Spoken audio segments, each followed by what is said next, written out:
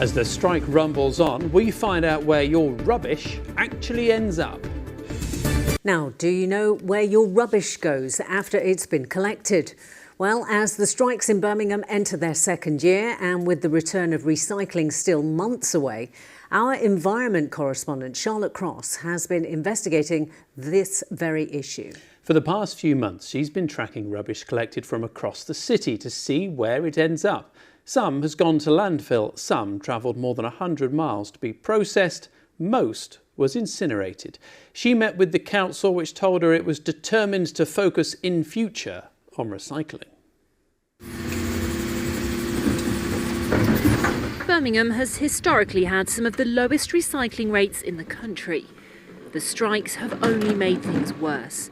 Even as other waste collections resumed, curbside recycling has been left untouched. These are supposed to be recycling bins, and it's written on them that they're supposed to have cans and bottles and paper and card in. If there are any of those things, they're now completely mixed up with general rubbish. So what's actually in them is recyclable items. So items are recyclable. That is worth something as aluminium, but only if it gets to an aluminium company. So if it's not being recycled, where is it going?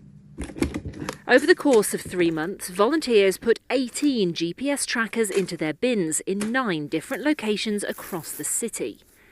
Their starting points were logged, and then we waited to see where they were taken. Many ended up at waste and recycling centres in the city: Tyseley, Lifford, Perry Bar.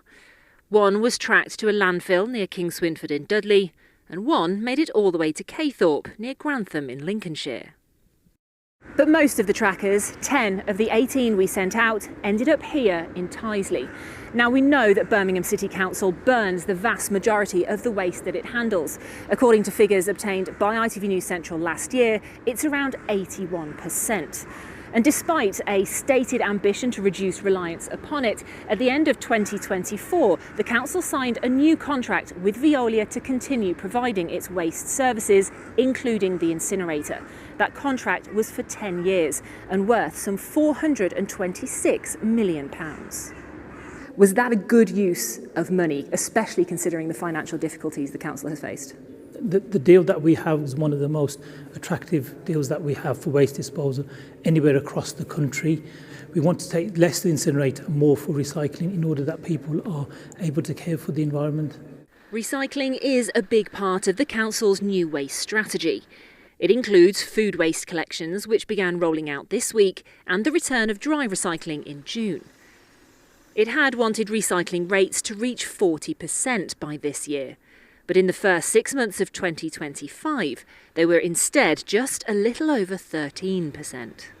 That is dismal, frankly. What are you doing to try to turn that around? So over the last 6 months, the recycling rate has actually increased to about 16.5%. By bringing in food recycling, we estimate that will increase the recycling rate to between 10 and 15% on top of the 16%.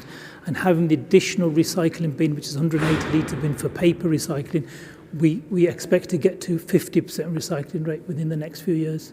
Critics of the use of the incinerator say that it's a disincentive. To be using the incinerator, it means that you need to feed it a certain amount of waste in order to get your money's worth. No, we don't have a baseline of waste that needs to be presented to our waste disposal partners. That's within the new contract that we have. But campaigners like John are sceptical that the incinerator will be so easy to leave behind. They need rubbish. If we become successful at recycling, they will not have a business model anymore. We need proper consultation and a proper waste strategy to get to where we need to get to, which I would say is to close the incinerator. Because it is kind of all or nothing. Either you're burning everything or you're burning nothing. You can't have a 1 day a week incinerator or 2 hours a day incinerator. You can't switch it on and off like that. The council insists, though, that it will work and will go ahead even if the bin strikes are still taking place. Charlotte Cross, ITV News, Birmingham.